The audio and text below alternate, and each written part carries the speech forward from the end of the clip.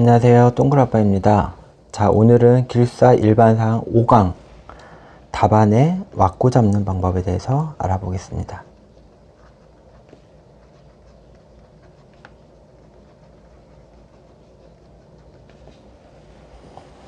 자, 기숙사 시험은 여러분들 다 아시겠지만은 용어와 그리고 서술로 이루어집니다. 서술은 2교시에서 4교시고 용어는 1교시입니다.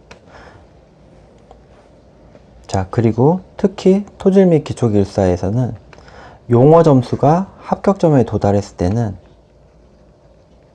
보통은 전부 합격을 하는 그런 사례가 많습니다.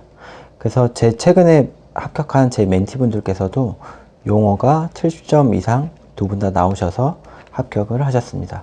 그만큼 용어가 이제 점수가 받기가 어렵고, 그 다음에 그렇지만은 용어가 합격점에 도달했을 때는 전체 점수를 봤을 때 합격이 되고, 이 용어가 점수가 잘 나오려면은 답안 왁구를 잡는 법을 정확하게 숙지를 하셔야 될 것 같습니다. 숙지를 하고, 그리고 본인만의 스타일대로 정확하게 왁구를 그렇게 잡아 나가시면 되겠습니다. 자, 그래서 용어부터 서술까지 제가 답안 왁구 잡는 법에 대해서 간단하게 설명을 드리겠습니다. 자, 용어 문제 1번. 기술사란 이란 문제가 나왔습니다. 그러면은 시험장에서는 답이라고 쓰고 요 한 칸을 비워둡니다. 그래서 1번. 기술사의 정의 또는 이제 개요라고 쓰셔도 됩니다. 그래서 정의에 대해서 기술사란 뭐 어쩌고저쩌고 해서 뭐 훌륭한 사람이다 라고 이렇게 씁니다. 그리고 그 다음 2번부터 기술사 이제 뭘 쓰지 하고 이제 고민이 되실 텐데, 그래서 보통 이제 토질 및 기초 같은 경우는 요 이후에 뭐 시험 방법이라든지 혹은 특징 비교라든지 그 다음에 뭐 활용, 그리고 뭐 개선 방향이라든지 그 다음에 뭐 가장 많이 쓰는 설계, 시공시, 고려사항 이런 식으로 쓰셔야 됩니다. 그런데 뭐 이 중에 어떤 걸 쓸지 모르겠다, 이거는 학습이 조금 덜 됐다라고 생각을 하시면 됩니다. 자, 그래서 요런 문제가 나왔을 때는, 용어 문제가 나왔을 때는 이런 용어 문제가 어떠한 유형인지를 5초 아니면 10초 이내로 전부 다 파악을 하셔야 됩니다. 그래서 공법 유형인지 혹은 원리가 있는 원리 유형인지 혹은 뭐 시험 유형이라든지, 그죠? 이런 식으로 유형이 있는데, 이러한 유형들에 대해서 풀어가는 흐름은 다 제각각입니다.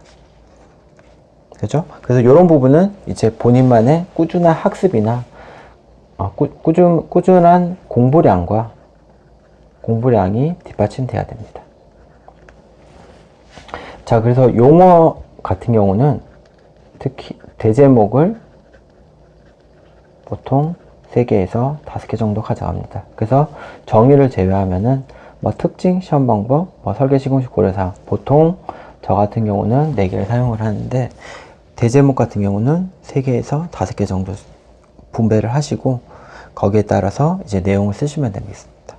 자, 그리고 제가 항상 말씀드렸지만 용어 문제 한 페이지 안에 그림과 그리고 그래프와 표가 한 개씩 들어가면은 가장 입체적이고 보기 좋은 답안이 되는 것 같습니다.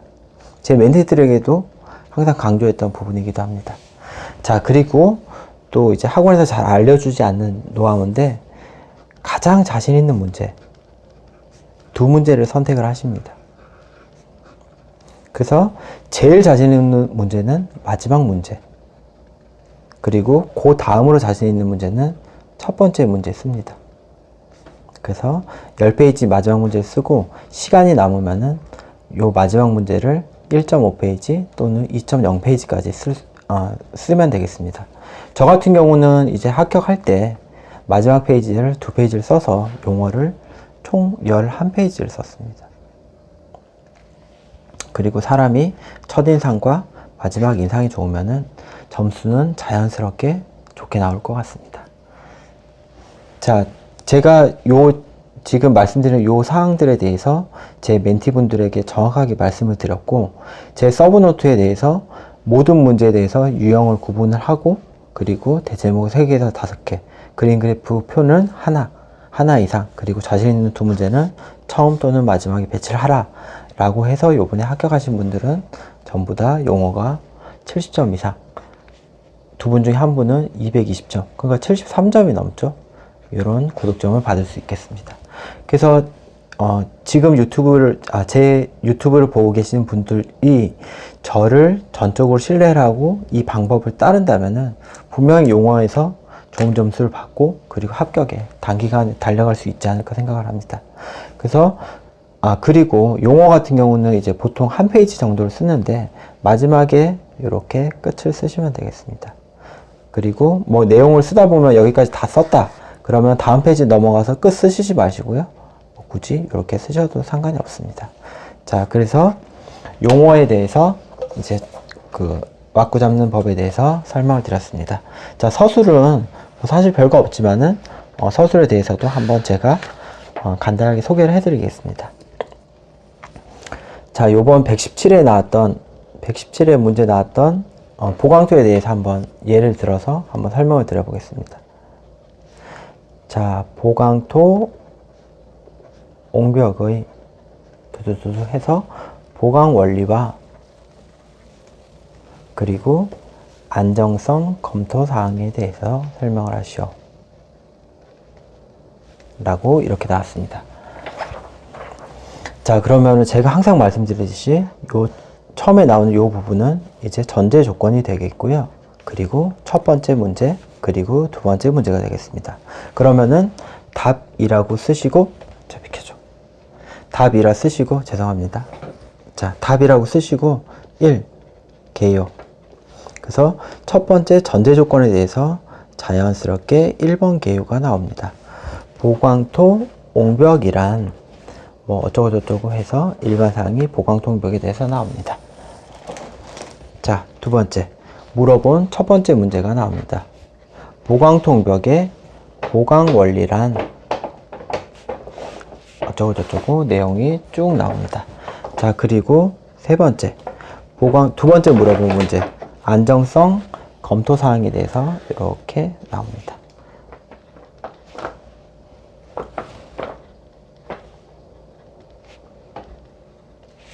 세범위의 난입으로 잠깐 중단이 됐는데요. 계속 이어서 하도록 하겠습니다.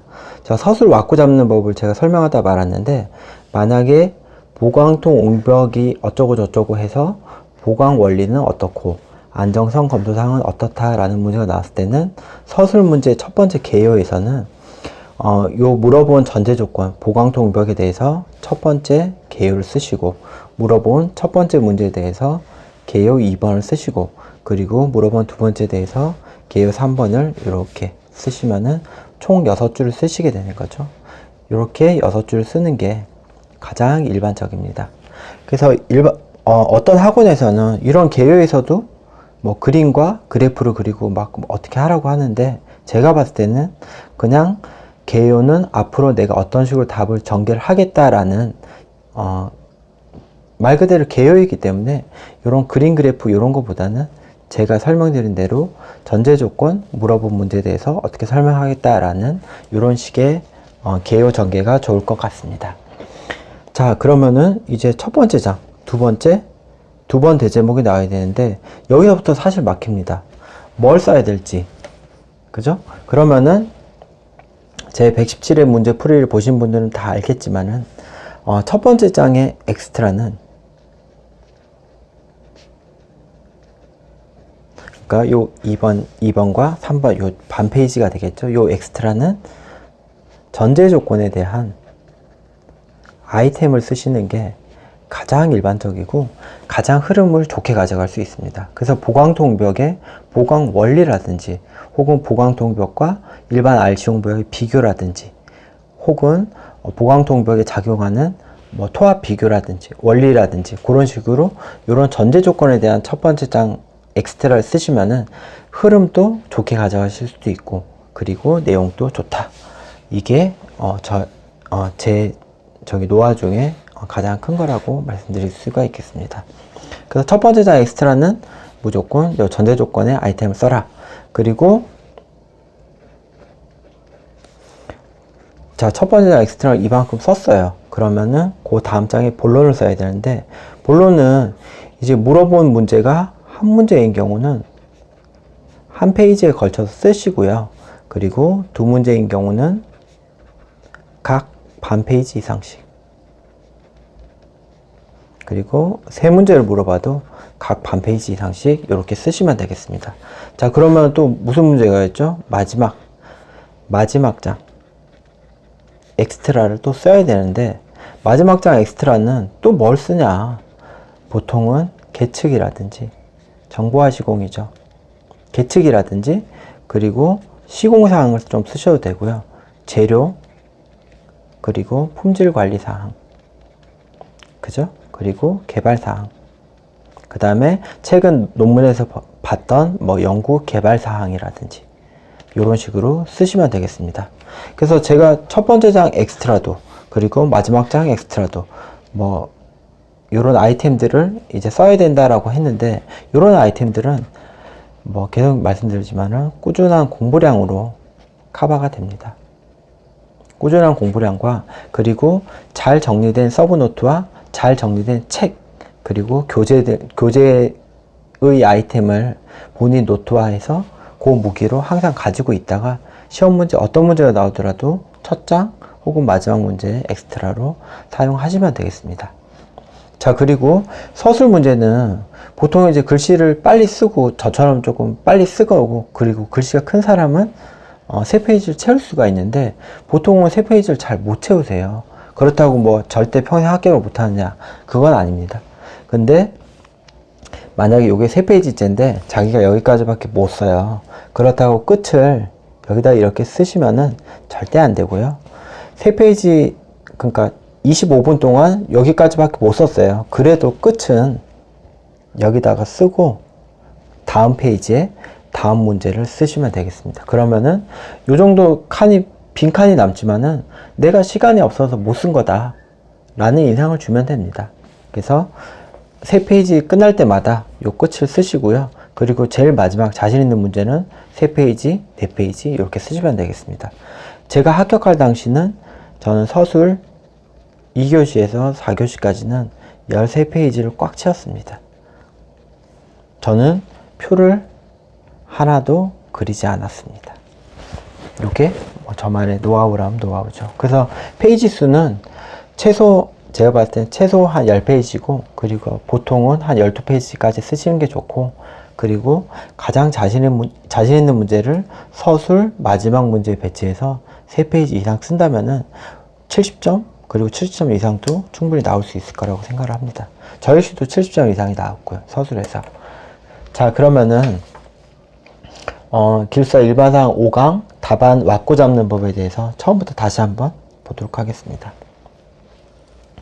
답안 왁구 잡는 방법은 같은 공부량, 같은 글씨체를 가지고 있더라도 왁구를 어떻게 잡느냐에 따라 점수가 달라지기 때문에 그 방법에 대해서 저만의 노하우를 알려드리기 위해서 제가 준비한 시간입니다. 그래서 용어 같은 경우는 기본적으로 대제목을 3개에서 5개 정도를 가져가셔라.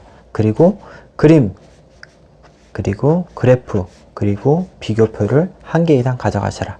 그리고 가장 자신 있는 문제 2문제를 시험장에서 딱 체크를 하셔가지고 제일 자신 있는 문제는 마지막에 쓰고, 2번째로 자신 있는 건 첫 번째 문제 쓰셔라. 그래야 첫인상과 마지막 인상이 좋아서 좋은 점수가 나올 것 같다 라고 말씀드렸습니다. 그리고 용어 문제를 받으시면은 이 문제가 어떤 유형인지, 어떤 유형이어서 어떤 대제목을 가져갈 건지, 요거는 꾸준한 공부량과 그 본인만의 서브노트로 준비를 하시기 바랍니다. 자, 용어는 이렇게 저희가 훑어봤고요. 그 다음 서술인데, 서술의 개요 쓰는 법, 전제 조건에 대해서 먼저 나오고, 물어본 거에 대해서 나오고, 또 물어본 거에 대해서 나오면 된다 라고 제가 개요 쓰는 법에 대해서 먼저 설명을 드렸고요. 그 다음 이제 첫 번째 장 엑스트라는 전제 조건에 공통된 아이템, 보광통벽으로 치면은 뭐 보광통벽 원리, 비교 뭐 그런 식이 되겠죠. 그렇게 쓰라 라고 말씀드렸습니다. 그리고 본론에서는 한 문제가 나왔을 때는 한 페이지 이상, 그리고 두세 문제 나왔을 때는 반 페이지 이상씩 쓰셔라 라고 말씀드렸고, 마지막 장 엑스트라는 계측이라든지 시공사항, 재료, 품질, 뭐 개발, 연구개발 이런 방향으로 쓰셔라. 그리고 제가 말씀드린 첫 번째 장 엑스트라와 마지막 장 엑스트라는 계속 말씀드리지만은 꾸준한 공부량과 최근 합격한 합격자의 서브노트, 그리고 주 교재를 활용하셔서 본인만의 노트를 만들고 꾸준히 학습을 하셔가지고 시험장에서 꼭 써먹을 수 있게끔 그렇게 학습하셔라 라고 말씀을 드렸습니다. 그리고 세 페이지를 다 못 채우더라도 마지막 끝은 여기다 절대 쓰지 말고 여기다 쓰고 넘어가라. 그리고 제일 자신 있는 문제를 서술에서도 제일 마지막에 써라 라고 제가 말씀드렸습니다. 자, 그러면은 오늘 길사 일반상 5강 답안 왁구 잡는 법을 마치겠습니다. 감사합니다.